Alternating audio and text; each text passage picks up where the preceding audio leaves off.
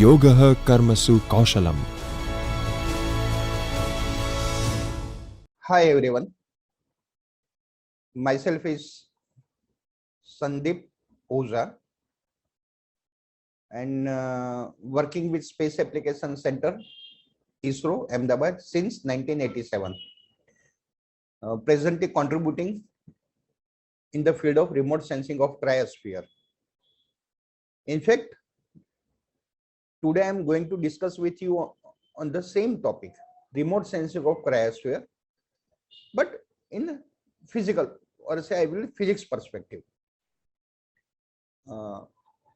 First of all, I would like to convey my thanks to Professor Dr. Jagdish Joshi, Director, UGC, Human Resource Development, HRD Cell of Gujarat University, for giving me this opportunity to discuss with you.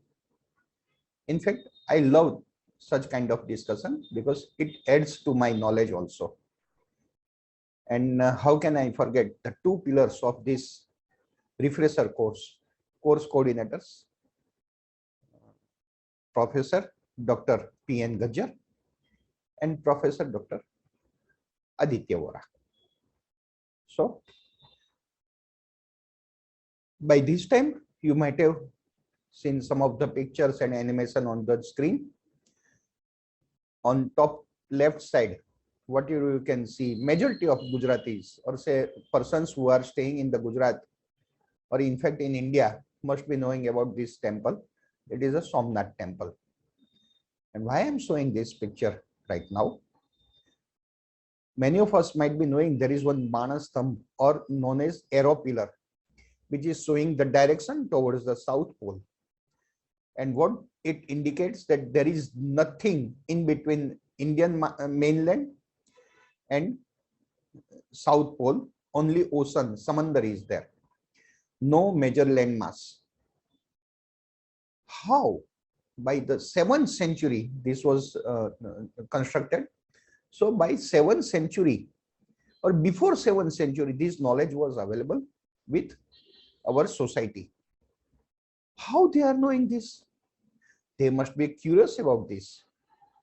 You can see there is no landmass between this Somnath temple and this Antarctic mainland. And whatever you can see here, it is a frozen ice, or say frozen ocean. This is our ship. I have participated in Antarctic expedition. And on the right hand side, what you can see here, basically it is a animation of the pictures what we have captured from the Antarctica. You can see full of ice, right? So let us discuss on that. So first of all, what is cryosphere? Right? What is cryosphere? As shown here, it is nothing but the subsystem on the Earth characterized by the presence of snow, ice, and permafrost. What is permafrost, boss? It is nothing but the frozen soil, or say soil also frozen, and in that moisture is also in a frozen condition. If we consider the fresh water reservoir on the Earth, almost 91 plus 8, 99% fresh water reservoir is on the Antarctic and Greenland ice sheets. Only 1% of that is in the form of snow and glacier or mountain glaciers. And out of this 1%, the major ice mass outside the two Earth polar region, that is on this Himalayan range. So Himalayan snow and glacier, that is the largest freshwater reservoir outside the polar region, and at high altitude it resides. That's why it is also known as third pole. In fact, though it is a 1%, but the majority, or say almost entire flora and fauna over the land is dependent on the rivers flowing out of this cryospheric region of mountain, snow and glacier part.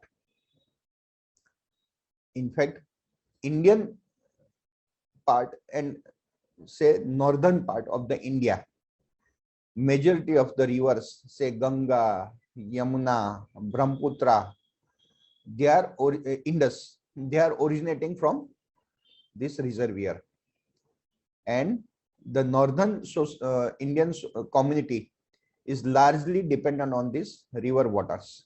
So any change either in over ice sheet, which is going to increase the sea level, or mountain glacier, which is affecting our water resources. In fact, I have not considered the frozen ocean or sea ice. We will discuss later on.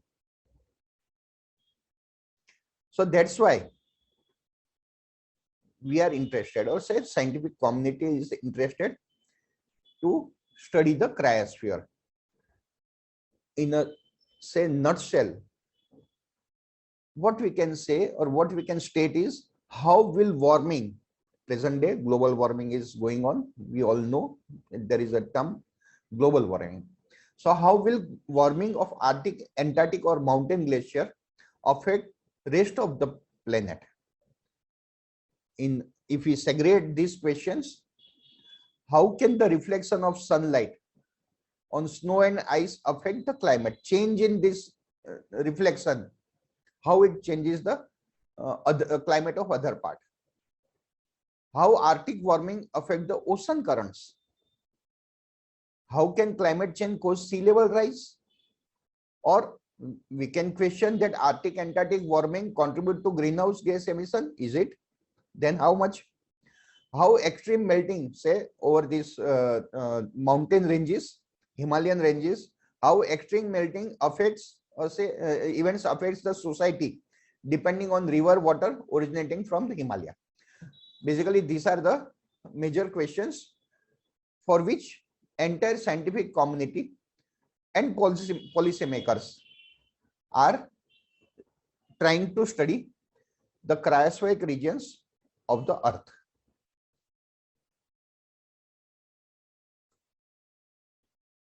But why ice is over these regions, snow, ice or sea ice, whatever we can say, why these poles are colder? It's a very simple, boss. Because we know that in the tropics, we are getting the majority of the sunlight, but it is the energy reaching towards the pole is a smaller portion. And that's why they are receiving the smaller energy.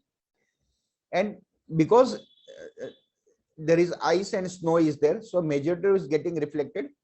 So they are remaining cool and cool. This is the reason why these regions are cooler. But beside that, because of its geographic location, majority of the portion of this, say at 90° north or 90° south, we can see 6-month day, 6-month night, right? So 6-month part of the year will be the darken, and as we move towards the tropics, these 6 month there will be a variation. And on tropics, we can say day and night what we are having in our convention. Now, let us discuss further why curiosity of global scientific community to understand the polar processes. Why, right? So first of all, let us go back to millions of years, or say 100 millions of years. Actually, at that time, India was connected, or say majority of the continents were connected with the Antarctica. And our India was also connected with the Antarctic region. In fact, what in the first slide you have seen, that is exactly below the Somnath Mandir on the same longitude. One of our Indian part was attached with that part, known as Emery Ice Shelf. Right now, we are going to discuss that part also. So the geology of our Indian mainland is also similar to the geology which is available on Antarctica, the rocks, etc. And they are quite preserved, no man-made changes. That's why it is interesting to understand whatever geological features they are having, or say composition of rocks. It's very interesting to know what Indian landmass was at that time, how it was. So for geology point of view, it is very important. Another thing, what you can see here, that is basically nothing but the thermohaline circulation. And many of us are knowing that it is also known as the great conveyor belt. It is steering the big gyre of the ocean current. The upper side is with warmer current, and below it is a chilled, cooled current. You can see here, it is the graphics animation of the same great conveyor belt. And the source of the deep water current, which is going down, that is basically from the polar region. And why it is, we are going to discuss. And one thing is very sure, if this thermohaline circulation will stop, because it is also contributing in the atmospheric circulation. So entire ocean current and atmospheric current, there will be a stagnation, maybe death of life, but it is not going to happen, at least in near future. But we would like to understand, entire scientific community like to understand what are the changes we are observing. And we know that it is very harsh and remote region. So only remote sensing is the viable solution to understand this. In addition to this ancient geological part, or say great conveyor belt, but there is a day-to-day part also, which is we may get affected because of those changes. One of that, it is the cyclone, because in the polar region, the polar front, where the say cold southern ocean current and warmer northern water, they are mixing with each other. Because of the difference in air temperature, etc., it generates a major cyclonic storm, which moves towards the tropics. So it is, we can say, it is a source of the major cyclonic system or storms, which is moving toward the tropics. That's why also it is interesting to understand. Now, we know that there is a snow and ice over this region. But a simple question, why snow is white? And why we are able to see the blue ice over this region? Why color? White or say blue? Okay. This is my picture. And I was enjoying the first snowfall of my life at that time, and that is too in the deep ocean. Okay, it is a white because it is the mixture of the ice crystal, air bubbles, and if it is a humid environment, then a gaseous water part.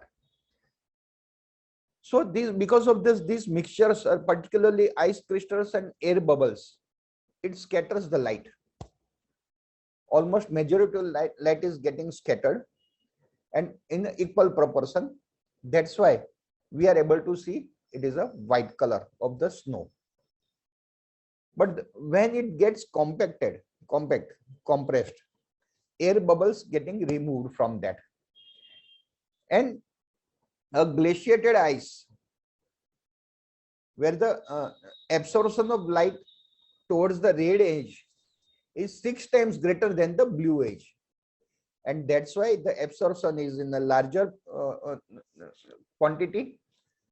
Relatively, blue is getting reflected and that's why we can see the blue color of the glacier ice. In fact, in the background, what you can see, the image, that itself is a beautiful ice cave. It is a glacier cave under the glacier, and you can see what a color we can see. It's a blue, totally blue. It's a natural blue color, not anything because of the artificial say photographic kamal. No, it is not photographic kamal. It is blue ice. Okay. And in fact, this is the scattering from the different materials, either it is snow or glacier, or say different form of the snow and glacier. That becomes the basis to understand the characteristic of that target. Basically, the heat and gravity,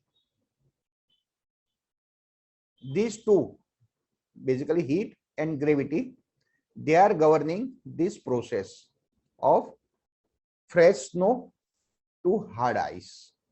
Okay, so you can see here it is the snowflakes,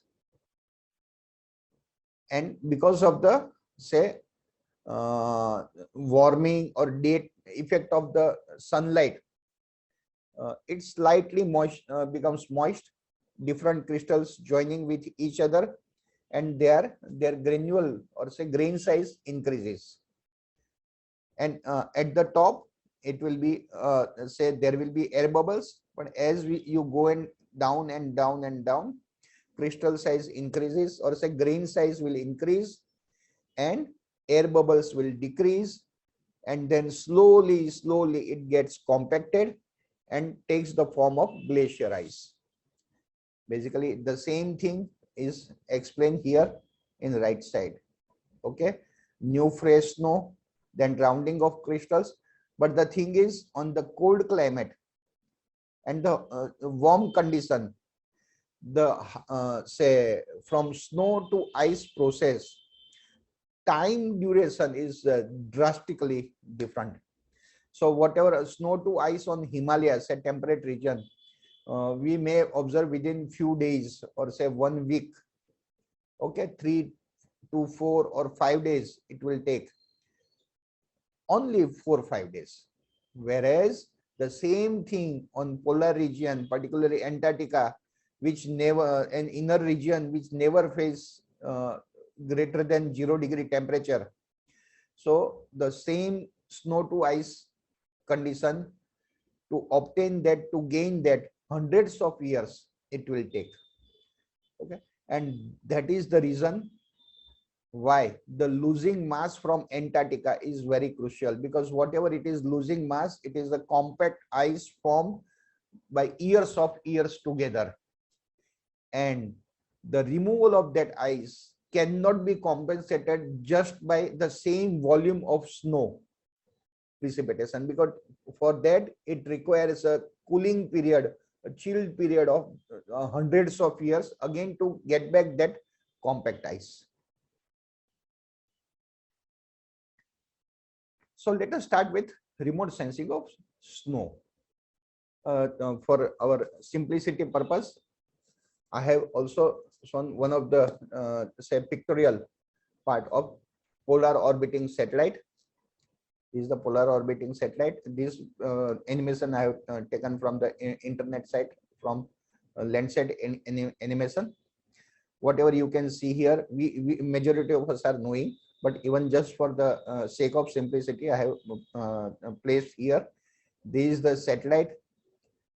It observes the Earth, then it transmits data to ground station, and on computer we are analyzing it.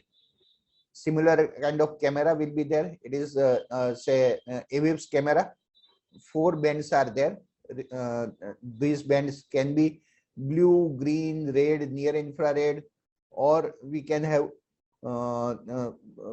say green, red, near infrared, and shortwave infrared.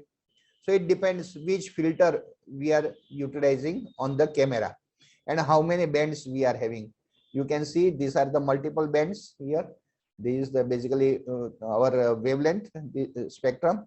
Here you can see the reflected energy, Okay, and what you can see here, the majority of the visible portion is getting reflected from snow and ice, and that's why, in fact, even in snow also, if it is a fresh snow or say old snow or glacier, they are having different signatures. We can see it, like we are having our individual signatures in this say frequency domain. Each target is having their own signature.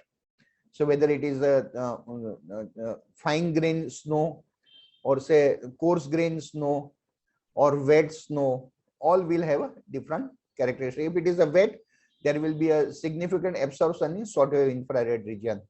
You can see here, this is the dirty glacier ice or fun, which is in between snow and glacier. The say form of the snow in between some of the say from snow to ice process, it is one of the intermediate process, and this is the fresh snow. So they are having their own signature on this wavelength domain. So if we are say obtaining the reflected radiation from some of the bands, say band here, here, and shortwave infrared, then definitely we can discriminate snow ice from the different targets also, because you see the different say land cover targets, they are having their own signatures. So you can see here, sorry,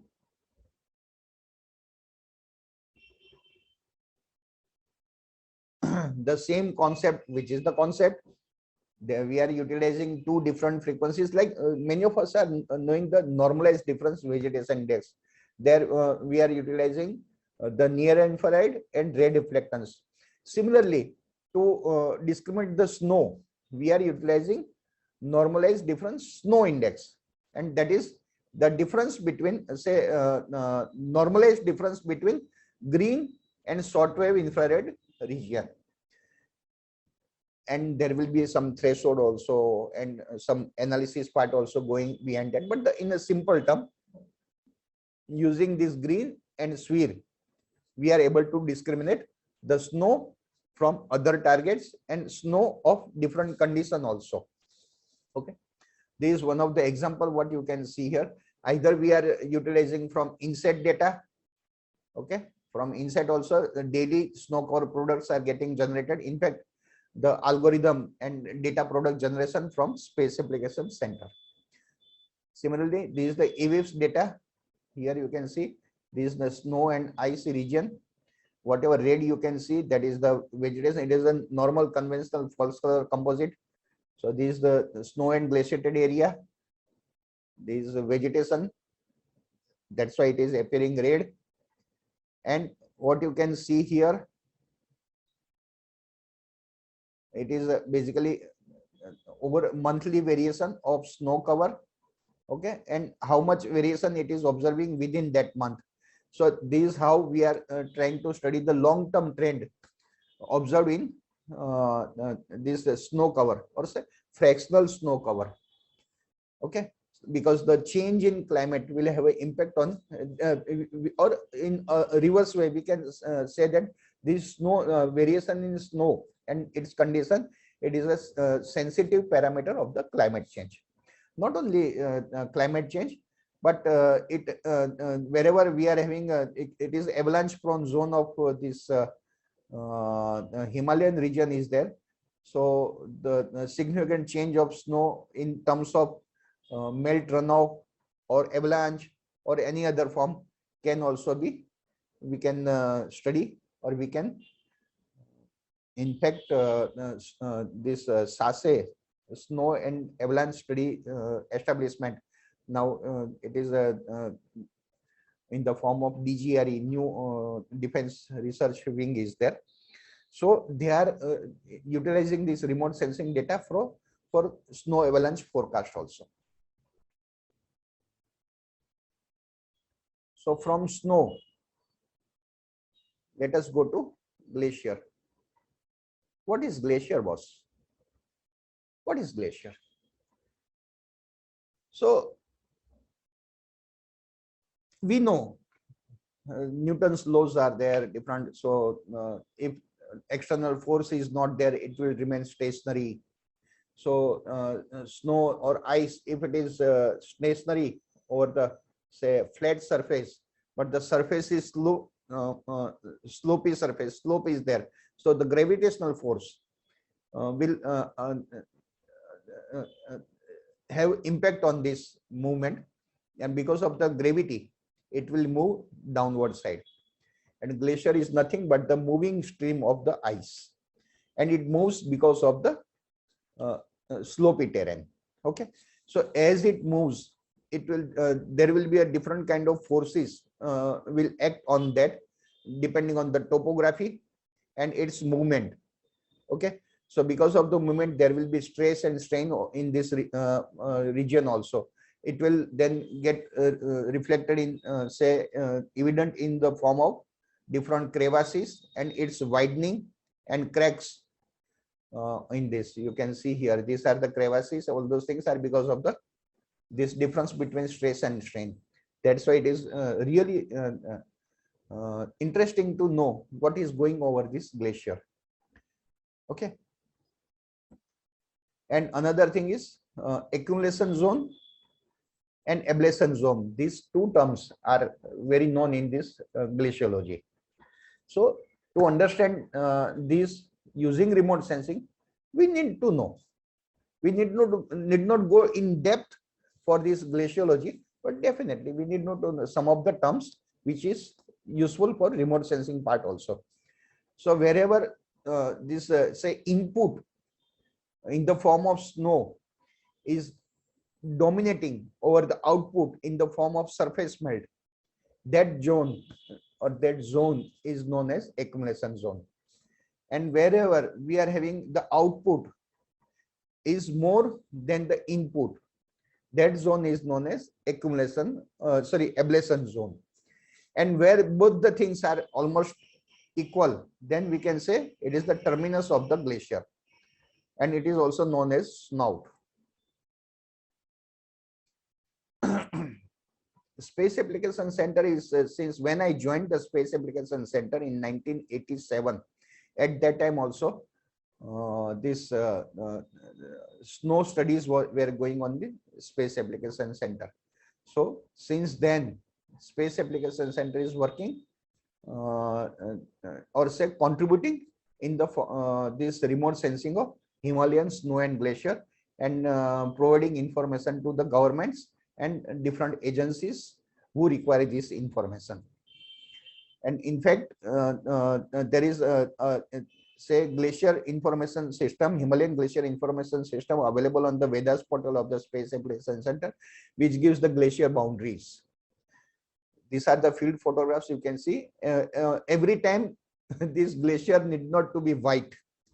Why? Because with the time there will be a many say sediments or moraine, known as moraines, and rocks. It either mixing with ice, or this ice is superimposed with this debris known as debris cover. There is this say stones over this ice. In fact, sometimes we cannot even understand visualize that, okay, is this part, or say is this part is a glacier? But yes, it is glacier, because the lot of proportion of the this glacier, significant portion or say significant concentration of these rocks is also inside this ice. That is also known as rock ice. Okay. And why to understand this? Because any change in glacier, that is the contributing towards this river water, say Gangotri. It is originating from the Gangotri glacier. Right, what you can see here, this is the Gangotri glacier, and whatever changes are there, that also you can see here. Okay, you can see 2001, 2016. So there is this is change, this much change is there. Global community is stating that lot of changes are being observed over this Himalaya, but our study is showing that because we have studied many of the major glaciers, in fact more than 5,000 glaciers. When I say we, not myself, we as a Space Exploration Center or as a ISRO, okay, we have observed that the smaller glaciers, or say glaciers which are having a smaller size, are getting affected because of the global warming largely, but the bigger glaciers are not showing that much alarming change, but the smaller change is also really of our concern, and that is why policymakers, then NGOs, and this scientific community is trying to study this. And one thing is glacier velocity, with how much say velocity it is moving. So since 1874, there were field-based studies were there. What they are doing? Because they are not doing anything great, but a simple and useful thing they were doing. What they are inserting the stakes, or say wooden stick, in over the glaciers. They are measuring the position of those glaciers, and in at certain time intervals, say every year, they are measuring again the position of those stakes. Okay, and from one year to another year or third year, how much movement, how much these stakes were moved, and it will give me the distance traveled by these stakes per year, or say per unit time, and that is nothing but the velocity.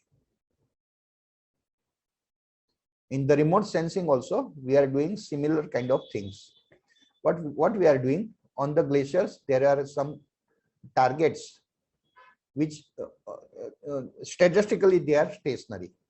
Their statistical signature from one date to another date, it doesn't change drastically, and there will be a significant correlation between them. So it is not, also known as image to image correlation, or say image correlation techniques.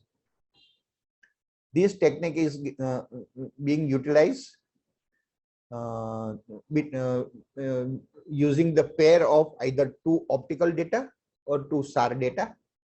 And if we see say simple two-dimensional form, then this movement in the Cartesian domain, the movement of this, there will be a rotation also, and horizontal, vertical, horizontal x direction, y direction, and there will be a curvilinear part also. So this movement is getting measured statistically, and we can have a velocity map.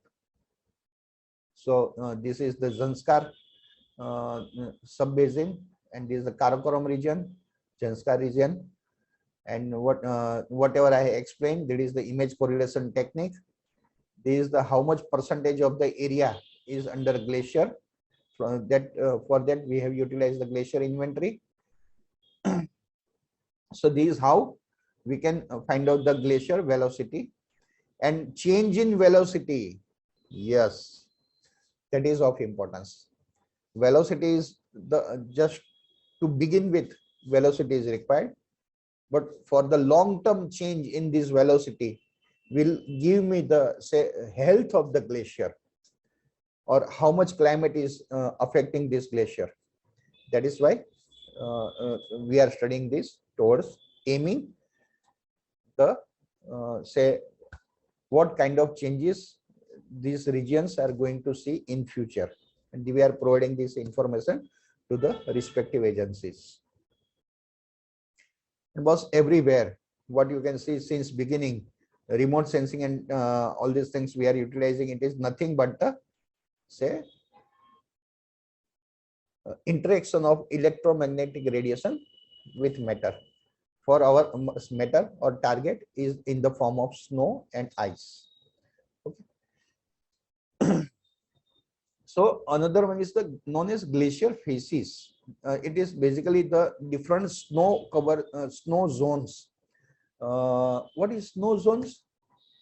I will say different condition of the snow, whether it is hard, it is a soft, it is accumulation zone, it is ablation zone, or moist snow is there, or I mean say wet snow is there, or dry snow is there. These are known as glacier zones.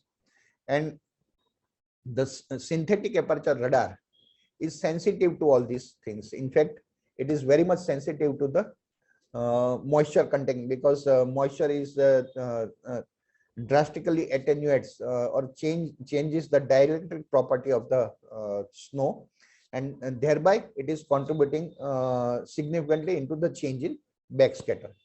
So using this synthetic aperture radar, we can discriminate these different snow zones, and these zones are basically because of the different impact of weather on different zones.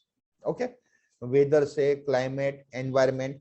If we then time series analysis, if we do, then these seasonal and annual changes in snow zones will indicate the change in mass balance. So the change in glacier phases at long run, it is indication of the climate change, and we are investigating that. What you can see here, these the glacier phases, you can see the change. Okay, or that is, this is the seasonal change, and seasonal change is normal, boss, because at lower portion temperature will be different, at high end high altitude temperature will be different. So variation is normal. But at high altitude, if we observe wet snow in a significant proportion, then it needs further investigation why we are observing such kind of thing.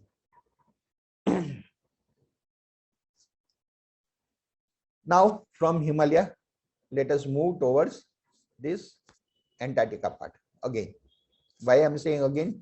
Because in our first slide, we were started with Antarctica only. So now let us discuss something more on this Antarctic part. Right now we were discussing Himalayan range. It's a huge mountain range. What, boss? The largest mountain range over the earth, it is located in the over this Antarctica. Okay, this is also known as Trans-Antarctic Mountain Range, and it divides the Antarctic continent in two parts, West Antarctica and East Antarctica. Moreover, West Antarctica, majority of the bottom topography, it is below the mean sea level.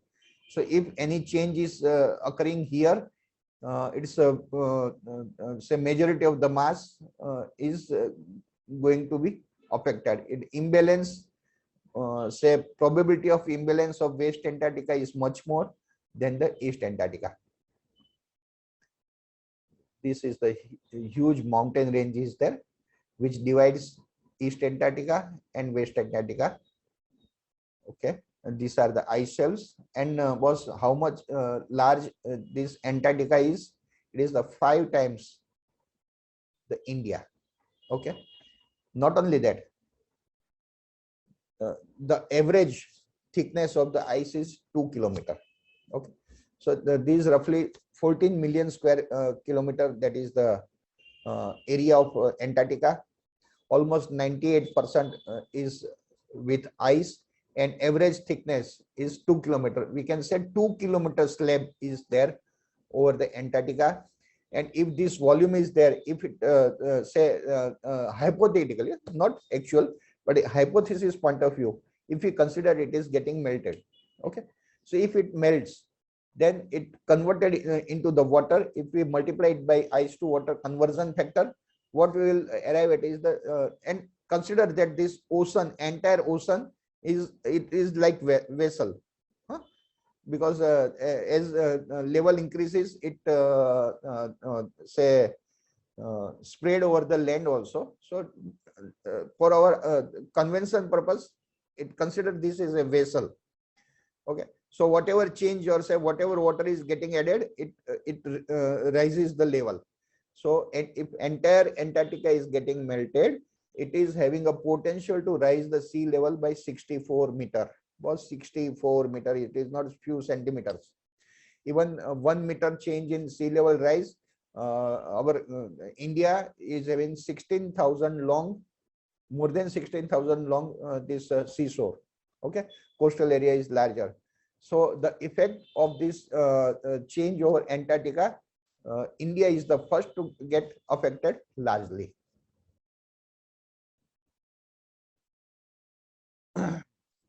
There are different kind of features available. You can see these the iceberg, these also iceberg, and these also iceberg, but the surface is different. So you see this is a smooth surface and this is the undulating terrain. So in which condition it was getting carved from the ice sheet, that makes the difference between the top surface part.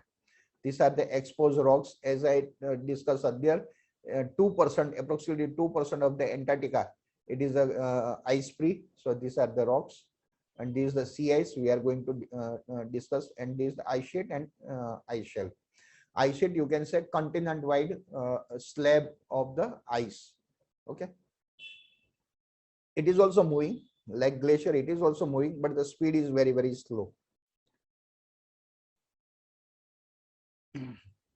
Now let us discuss something on remote sensing of ice sheet, ice shelf, and sea ice. One thing is very sure, that Antarctica or Greenland ice sheet, basically it is losing the mass. But the question is how much, boss? Whether it is a really at alarming rate, and if we are arriving at the conclusion that yes, it is significantly losing the mass, then the first question again will come, that how much accuracy we achieved. So this is the major part. Right now, this is a little bit simple. Greenland is losing mass at alarming rate. Antarctica, there is a regional anomaly, that West Antarctica is losing mass much higher than East Antarctica, and the boundary ice located or say residing over this periphery, it is losing mass at higher rate compared to the inner region. This is known. Okay, more or less this is known, but the problem is the accuracy. Okay, so we are uncertainty is the larger right now, and that's why entire scientific community, larger means not that large, or that error is not that large. Okay, as compared to 30-40 years before, we are right now quite precise is there, but this precision is not sufficient to understand the how much sea level is getting affected because of the melting of this much is the ice volume. So the ice volume, to measure this, and how much, if it will melt, how much level will increase, that it is of the question, because though ocean model they are there, but they are not also getting matured day by day with the information. And if this chill water is getting added to the ocean, it is not so simple, because again ocean will have a different temperature regime, so it will mix, and it is not simple to discuss. It is simple, but actually it is not simple. So this model, say climate model, or say fully coupled climate model, atmosphere, ice, and ocean, the coupling part and modeling part is getting improved day by day. Basically, this in polar region, the different components of the climate are closely coupled with each other. Atmosphere, land, ocean, there is a sea ice also, that frozen sea ice we will discuss later on. Actually, it is isolates the atmosphere from the ocean. You can see here different conditions of the snow. You can say wet snow is also there, dry snow is there, then melt channel is also there. We can see stream of the water. All those things are significantly alters the local geomorphology, or say morphological part, and thereby if crevasses that are there, or hydrofractures are there, it will penetrate water will penetrate deeper, and thereby it will wide say these cracks or rifts gets widened, and later on there can be a disintegration of this ice. You can see I will say tell you these are the getting disintegrated. Okay, you can see here this. Basically this is again a animation of the pictures what we have captured over the Antarctica. Now how we can find out the change in ice mass? Okay, you can say it is a simple thing is altimetry. Altimeter is in a conventional term we can say it is a nadir looking radar. Okay, nadir looking radar. It transmits the pulse and again sensing it back, and the two-way travel time will give me the how much distance it traveled, and thereby we are trying to estimate the range, or say from satellite to the surface, and say center of the earth to the surface. These two difference will give me the elevation of the say objects or say ice sheet. The surface elevation we can measure, but the thing is we need to correct for many things like dry tropospheric correction, wet tropospheric correction, ionospheric correction, solid earth tide correction, and pole tide correction. These two are not that much sensitive for the ice sheet, but for ice shells it is required. We will see why it is required. Okay, so using altimeter we can estimate the elevation and the change in elevation. How we can say elevation, that is also thing, because when altimeter transmit the pulse depending on the surface roughness, we will have different say shape of the return power. This is the time and this is the power. We can have shape of the return power varies with the surface roughness, and in fact that is the one of the principle to significant wave height of the ocean being measured by the altimeter. This is one of the solution, and for that we need to track the waveform and retrack the waveform for ice sheet. So retracker for the ice sheet is very much important. Once we measure the elevation, okay, the elevation at two different time period, if we measure it, elevation at two different time period, the change in elevation will give me the change in the ice mass. Okay, in fact it is an indicator of the mass imbalance, or say how much mass moved, or say loss or gain of ice or ice sheet. Inner region it is a gaining, margins it is losing. As we discussed earlier, you can see West Antarctica is losing mass more than East Antarctica, but over periphery there are many regions which are also losing the mass, but the Greenland majority of portion is the losing the mass. Okay, and that is also not that approximately 0.5 millimeter per year. That is that much is the potential of this impact of loss of ice in the sea level rise. Okay. Antarctica, because of the regional imbalance, it is not known that how much is the sea level rise because of that, and that is the problem, boss. Antarctica is very huge, so we need to understand, or say we need to this different compartment, if we segregate it, which part is contributing more or which part is contributing less, or as a Antarctic wide it is contributing. That is now the going on by the world community. If we say you might have heard about the watershed, similar kind of ice divide, or say watershed over this Antarctica, and how much they are contributing towards the ice loss, or indirectly how much they are adding to the sea level. That is what we have studied here. In fact, there is one of the topic of our physics PhD student from Department of Physics, Gujarat University, and she contributed in this field. I'm happy to share that right now she is carrying out her postdoc in one of the known team which is contributing in the say assessment of elevation change or mass change using altimeter data. That is the Lancashire University, UK, and that team she is associated with that team. You can such kind of elevation data, they are available from the Vedas portal. So in research community or say anybody would like to understand anything using this data, they can utilize this data. Now from ice sheet, let us come to discuss ice shelves. So what is ice shelf? Okay, what is ice shelf? What is shelf? Let us discuss what is shelf.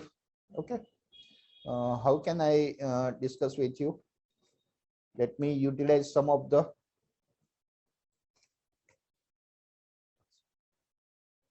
we are having shelf in our home, right? So this is a shelf. You can consider this is the shelf, or consider this as a shelf. Okay, this is the floating portion. This is the floating portion. Okay, so similar kind of thing is over this Antarctic region. Under this ice shelf, it is ocean. Okay, under this ice shelf, it is ocean. You can see here. My cursor, you can see the cursor also. This is the floating ice.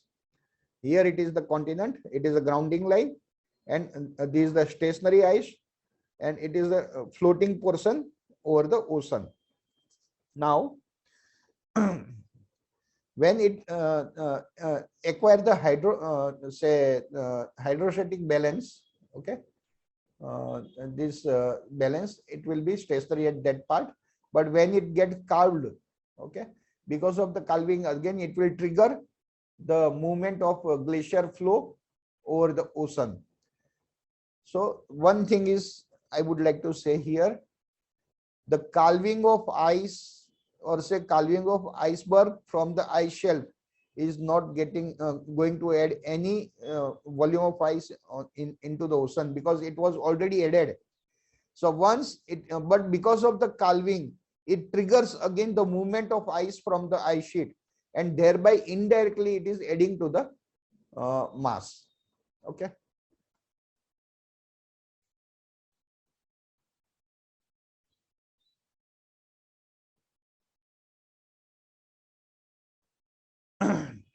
And the largest moving glacier on the earth, that is again, it is one of the glacier of Antarctica. It is known as Lambert Glacier. It is adding the or feeding to the ice shelf. That is the third largest ice shelf for the Antarctica, known as Emery Ice Shelf. And this Emery Graben is there. Those geology point of view, they know the Graben. And basically, it is there is a theory or hypothesis that our Indian continent was detached from this region. That's why the geology and this any change in these regions or observation over these regions are important for Indian subcontinent also. And this though it looks very small, but from here to here it is the 200 kilometer, huh? From here to here it is 200 kilometers. So we can say from Ahmedabad to Rajkot, or more than that, or say from Ahmedabad to Baroda, double the distance. That much deeper into the ocean. From here to here, almost 200 kilometers it moved and floating over the ocean. Below this region there is a ocean, and that's why to this ocean tides is also affecting the movement of this ice shelf. And I mentioned at that time the altimeter part, that this tidal correction is required for the region which is known as ice shelf. Ice sheet, tidal correction is not required, but for ice shelf, tidal correction is also important. So optical data, then synthetic aperture radar, then we discuss altimeter also. Now again another form of the say radar, but known as scatometer. Okay, the scatometer is basically developed for the ocean applications, but quite useful for land application or say cryosphere. Yes, it is significant. This is nothing but the we can say pencil beam radar. Okay, so it will transmit the pulse, measuring the backscatter, and it rotates. I'm not having pencil right now with me, but it rotates like this, and then it moves. The satellite is moving. So in this way, it is measuring the Earth. Okay. So if we composite or say composite of all the observation, say daily observation, we can have polar region coverage is also large.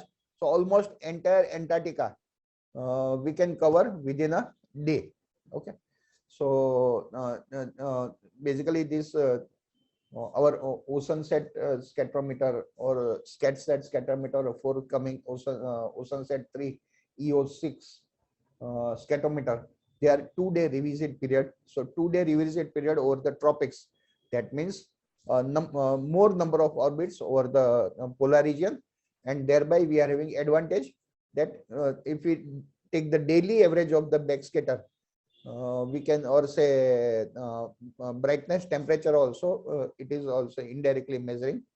Okay, how this principle, what is the principle? Basically what it does is it transmits the pulse microwave energy and receiving back the microwave energy, but there will be some emission also, no?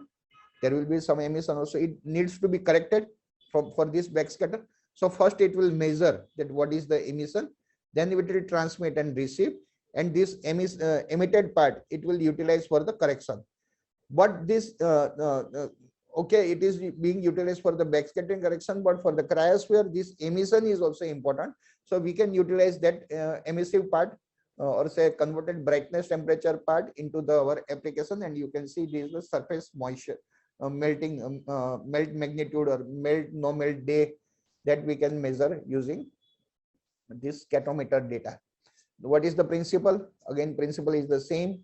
The increase in moisture will alter the dielectric property.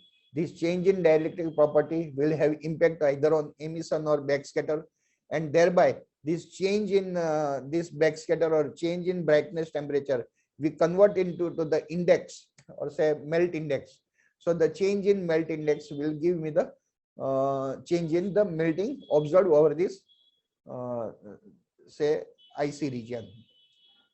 Okay, and there we can have a link with climate parameter also. It what we have observed, this melting over the Emery ice shelf is having linkage with ENSO also and air temperature also. In here you can see this is the West Antarctic part. It is believed that West Antarctica is significantly showing the melting region, but East Antarctica, there are many regions of the East Antarctica which are also showing melt as good as which is observed over this Antarctic Peninsula. What you can see here, this is the Emery ice shelf. Actual, they are the actual pictures what we have captured from Antarctic expedition. Every year from Space Application Center, we are sending the scientists to study this region. So you can see this is the crack or rift, and these rifts, they are here. They are also not the, what is rift? Rift is the cut through crevasse. Upper side there is a cut, and it is up till the ocean.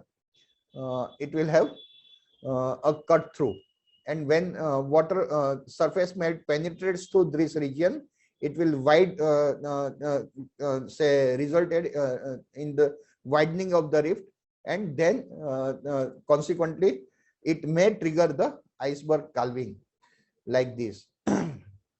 We have studied that majority of the say potential calving zone of the Emery ice shelf uh, sometimes in say paper was there, and after just few time period, one of the potential calving zone was carved in actually.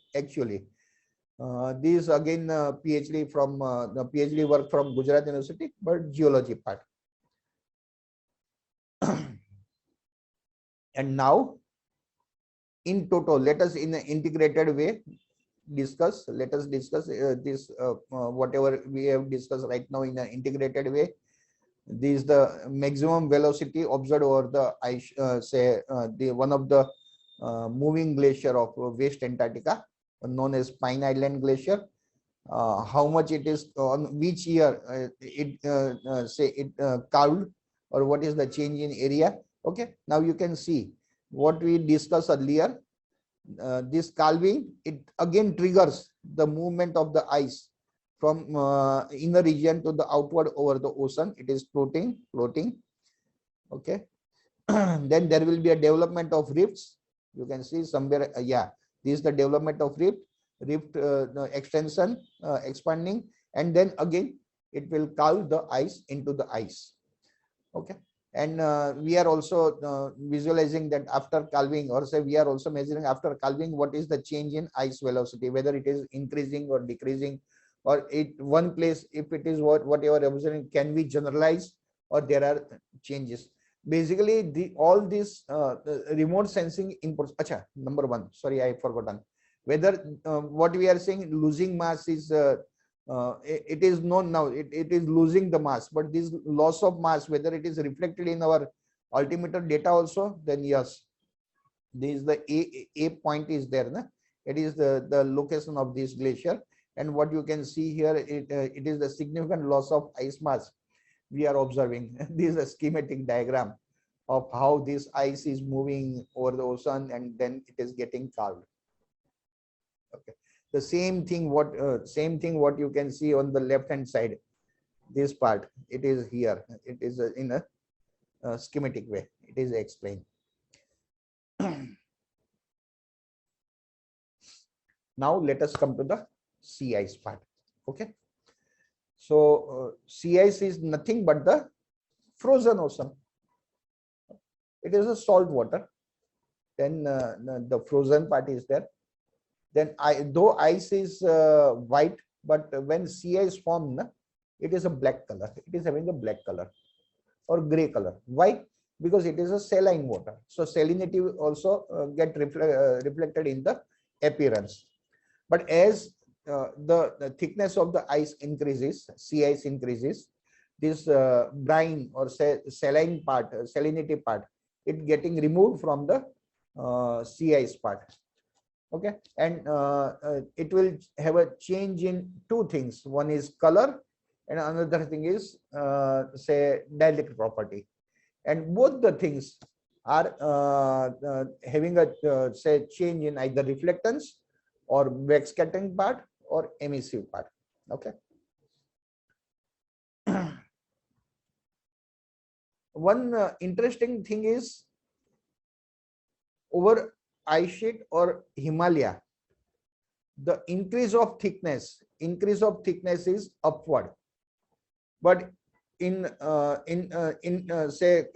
case of sea ice, the growth is downward side. Okay, it is not upward side, growth is downward side. How much strength it is has, you can walk over it. In fact, it can have a potential to lift entire ship in winter, and that's why it is very dangerous for say voyage, particularly Arctic, where it is a commercial voyage route, and sea ice is one of the hurdle in that. And another thing is, yes, for polar habitats, there is a polar bear, that is their living region, and that's why the change in fractional sea ice coverage is crucial for the these living animals. Reduction of sea ice, fractional sea ice cover, is good for the commercial voyage, but it is very bad for the habitats which are relying on say entirely on sea ice. So let us discuss how it grows, whether it is a chilled environment or chilled and calm environment or windy situation. Both will have a different kind of appearance on the structure of sea ice. So if it is a calm region, what you can see, it is say like here, what you see here also, you can see these smooth sheet of the ice will get formed. Okay, but if it is a windy situation, then because of the wind, it will encircle, then they join with each other and will form a disc kind of shape. Then there will be a ridging and drafting over each other, and basically the roughness will be much higher, okay, as compared to the sea ice formed in calm condition. But then there will be a superimposed snowfall, snow cover in the say spring region. So snowfall will add a layer over it, and for optical data it will remain say same, because it will not be able to demarcate what kind of sea ice beneath the snow cover, but the SAR data is having a capability to penetrate, and the surface roughness will have a contribution in the backscatter, and thereby we are able to discriminate the different types of the sea ice. Also, you can see this curious penguin, okay, walking over the sea ice. My cursor, you can see it. That is the bottom, the lowest picture. It is. As we discuss, you can see over this optical data, you are not able to see the what is inside the beneath the sea ice. You can see how the sea ice will appear. Upper part will be a snow cover. Then this is the downward growth. This is the sea ice region, and from here to here you can see it is a sea ice thickness. For sea ice thickness, we need to subtract the snow cover. Okay. And this thickness is very crucial for two things. Number one, ocean circulation, or say ocean models, basically not circulation, but for ocean model, this sea ice thickness is one of the crucial parameter in polar region particularly. Number two, for the safer ship navigation. If it is the radar data, you can see these the different you are not able to visualize the variation between the white parcel here, because it is the snow covered sea ice, and in optical data it will look similar, but here even in within parcel also you can see the variation. That is the kamal or beauty of SAR data. And the region which is say a darker region for majority of the year, time period of the year, or in fact cloudy situation is also there. So the viable solution, or say for continuous monitoring, is the synthetic aperture radar or any other coarse resolution microwave data or passive microwave data.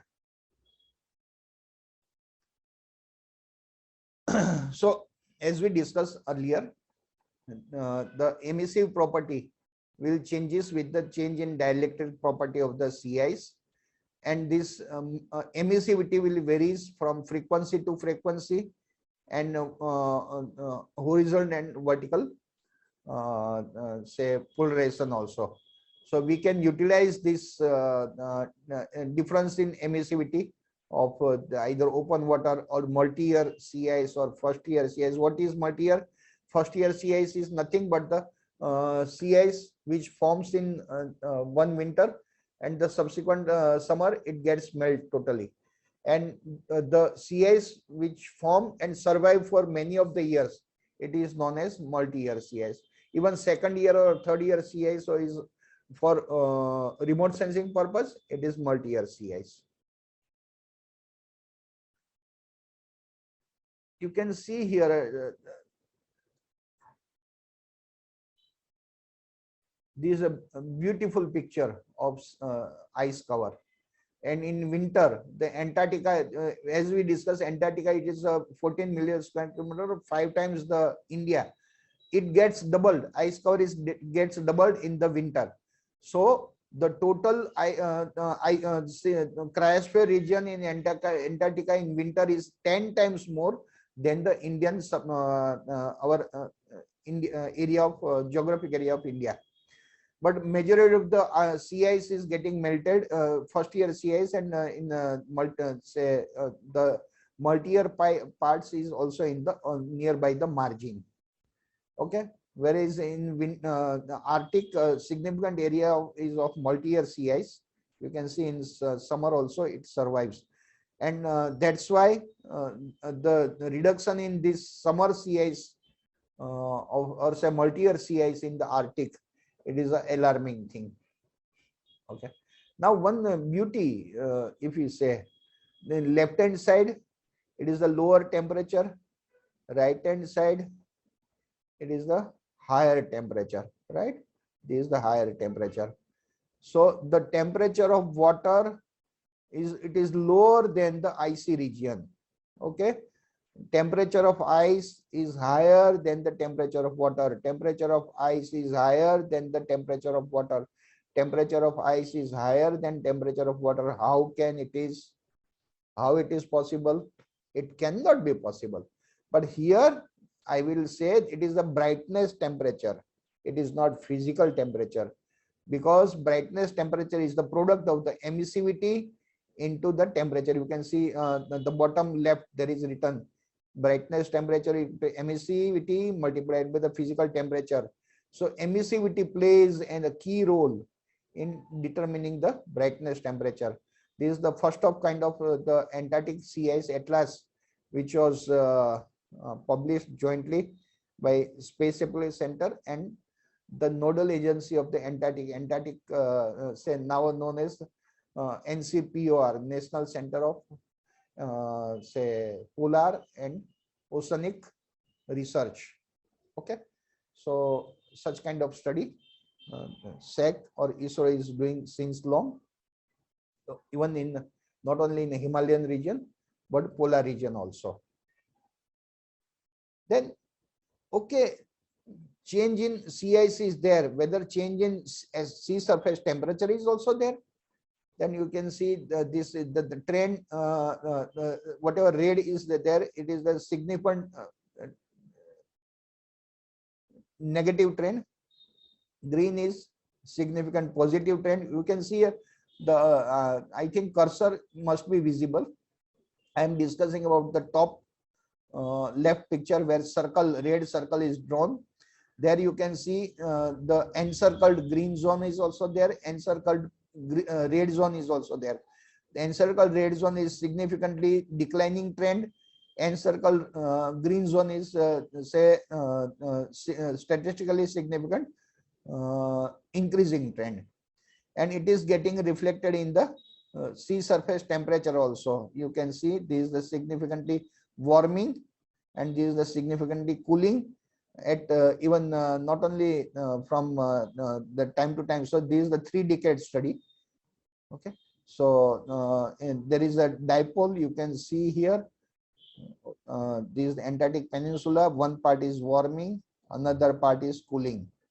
This is the warming, this is the cooling. Even in the Ross sector also, from year to year. So the first 10 year it was showing warming trend, but then there is a cooling trend also. That but this part, it is statistically significant warming trend is observed in this region, which is getting reflected in the warming declining trend of sea ice. Okay. So for that our spectrometer is very useful. You can see this is the information of how sea ice is getting increased in winter, and then subsequently the decline of sea ice cover in summer. So this is the day, and for that day what is the sea ice cover, and that is the movement of red dot on this graph. Now cover is also there, a thickness also we can measure. So how we can, but this is the one of the how fractional snow cover we can measure using remote sensing data, like fractional vegetation cover. This is the fractional snow cover. So if we are having two different frequency or say multiple passive microwave channels are there with vertical and horizontal, say multi-polarized, multi-frequency microwave radiometer. Then if we are having a polarization ratio and gradient ratio. What is gradient ratio? Is the change into change at two different frequency, and polarization ratio is the same frequency, two different polarization. So if we are having a scatter plot, top left figure, you can see scatter plot of say PR, polarization ratio, and GR, that is gradient ratio. Then we can have the distribution of this entire all the points of say ocean, ice, etc. If we put in two-dimensional space, then we will have such kind of diagram, triangle diagram. Here basically it is whatever falling region falling here, they are nothing but the appearance of first year ice. This is the multi-year sea ice, and ocean is there, then it will appear here, and in between we can say it is a fractional. If we can segregate them using simple empirical forms, and we will have the fractional sea ice cover of that region. So this is the fractional sea ice cover, and every year from region to region, and Antarctic and all these things, it is getting say measured and estimated and investigated. Earlier entire say European American region, they were saying that Antarctica is showing increasing trend, Antarctica is showing increasing trend. But one thing is sure, nowadays they are also saying that no, increasing trend, it is every time increasing trend is not there. Now there is a decreasing part is also visible, means like Arctic, where statistically significant declining trend is observed, similar kind of statistically significant increasing trend is not observed over entire Antarctica region, but there are regional anomalies. Some of the portion is showing a statistically increasing trend, some of the portion are showing statistically decreasing trend, and then again this is a say alarming thing, because such kind of anomaly may lead to say Antarctic hemisphere wise decreasing or increasing trend in future. As we discussed earlier, the change in emissive property with the growth of ice will be there. Okay, so if we utilize it into the measuring the emissive, the change in emissive property have if impact on the change in emission or say brightness temperature of that part, and this we can have an empirical relation of this brightness temperature of this region with the thickness, but that will be for a thin sea ice, we can say, depending on the frequency, few centimeters to 10 or 20 centimeter thickness of sea ice can be estimated using passive microwave data. So sorry, extremely sorry.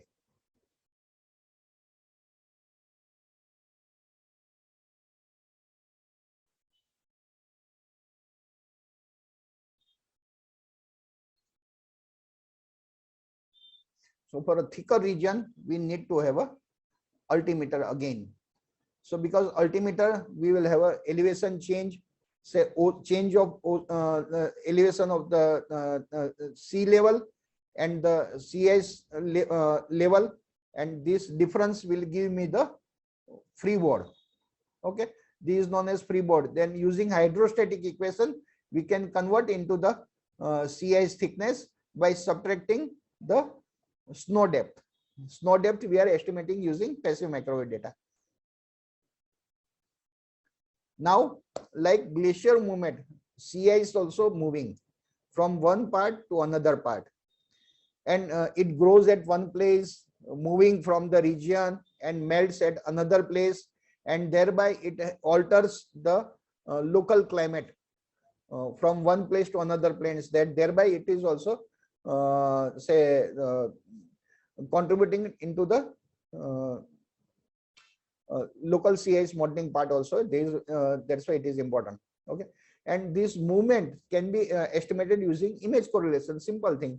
And this is the one of the example how we are estimating the sea ice velocity using say pair of SAR data, or say the time series of SAR data. This is the movement, direction and velocity. And global CIs, say there are agencies who are estimating these CIs for commercial purpose also, and it is important. The same input is important for the climate modeling also. In forthcoming NISR, say NASA ISRO SAR, this is one of the product what you will get from ISRO portal also. As we discussed earlier, that is very important thing for this CIS is very important for safer ship navigation also. And for Antarctic expedition, our Indian ship is also passing through this CIS region, and that's why this information of CIS is very important for safer voyage of our Indian participants also. And Space Application Center is providing the this CIS advisory for safer ship navigation to this NCPR, which is a nodal agency of for the Antarctic expedition. For that, the CIS thickness we are measuring from altimeter, CIS extent from scatometer, then concentration from passive microwave data, and in addition to that, we are utilizing SAR data also, because optical remote sensing data may not be available at every moment of time. But the availability of SAR data is higher, and you can see this is the SAR data, how this our different CIS parts. This is the open ocean, then the ocean within CIS region, and then the relatively weak CIS, relatively thicker CIS, and this is the iceberg. In two-dimensional scatter plot of HH and HV polarization, how these features appears. The same thing, then we are classifying the region, and we are providing the information that okay, this could be the relatively safer route, which can be say vessel can go through this region. It will be safer compared to the passing through other region. You can see even on SAR data how ship is looking. And you can see the ship is distinctly visible, and you can see here the iceberg, then different portion of the size and say condition the CIC is there. And so this ship is entirely say covered with the packed CIS zone, and that's why this even a smaller relatively weaker zone is very useful to for this ship to pass through. And now at the end, I will end my presentation with this beautiful quote from The Secret of Bob Proctor. Okay. Many of the things were achieved by many say persons, so it is not a specific to a simple thing. It is a generic that it is evident that anyone that ever accomplishes anything, he might not be knowing at the beginning that how he is going to do that thing, but they know only one thing, that they are going to do it. They are going to complete that thing. Let us consider, let us discuss the same thing with my example. Okay. My experience from rice to ice. When I joined Space Application Center, I was working for the crop acreage and production estimation, that is the rice. In fact, I started with PRL for telecommand simulation programming using 8085 based microprocessor. But after joining Space Application Center, remote sensing data and its utilization is the main thing for Space Application Center. So I was doing for the rice. Then since many years, I'm contributing to the ice. So rice to ice. One thing is sure, remote sensing is same, but we need to acquire the knowledge of the target. Either it is crop or for ice. So basically our brain we should tune to understand the fundamentals of that say subject. When I'm doing for cryosphere, I should understand the snow, glacier, all this terminology, how it is appearing on the physically appearing on the earth, and then I apply my knowledge of remote sensing to understand or to estimate these ice properties. On the right hand side, what you can see here, that is the pictorial form or animation, beautiful animation from Svalbard region, Olesun. Okay, that is, we are having Himadri. India is having Himadri station on that region, that is almost at 80° north. So that is the my journey from say 72° south to 80° north. You can see here, this is the penguin, which in fact we can visualize that it is saying us that save us means save penguins for our survival, means mankind survival, because they are surviving on the sea ice and icy region of the continent Antarctica, and we are surviving because ice is there. Okay, so if ice is not there, they will not survive. If they are not there, we will not there. So ultimately, from ice to rise to ice, and the study of cryosphere using remote sensing, that is my journey. And I have tried to discuss whatever I gained with in a brief with you. These are the say below acknowledgement is definitely there, because they deserves for acknowledgement from my side. Again, I will repeat my gratitude towards the director, UGC HRDC, Gujarat University. In fact, I am grateful to Director Space Application Center, ISRO, and Deputy Director of the IPSA-SEC, who given me a permission to discuss with you in this talk or lecture. The course coordinators of the physics refresher course, yes, I'm expressing my thanks to them. I'm thanking to NCPR of Ministry of Earth Science, who is a nodal agency for Arctic and Antarctic expedition, and their team, because of their support and their given me an opportunity to visit Arctic and Antarctic, and that's why I was able to gain the knowledge, and I'm applying my remote sensing part, in turn giving back to the society. Okay, and special thanks to all those my team members, or say where I'm when I say team members, means my co-team members. I'm also part of the team, and I'm thanking all of the who contributed, either scientists or research fellows who contributed in this activity. And some of the diagrams or say animations what I have taken from the internet for educational purpose. So I would like to thank them also. Definitely they deserves, because of this animation, understanding is the beauty. And thank you to all, because you are there, that's why I'm here to discuss with you. Okay, thank you very much. Bye.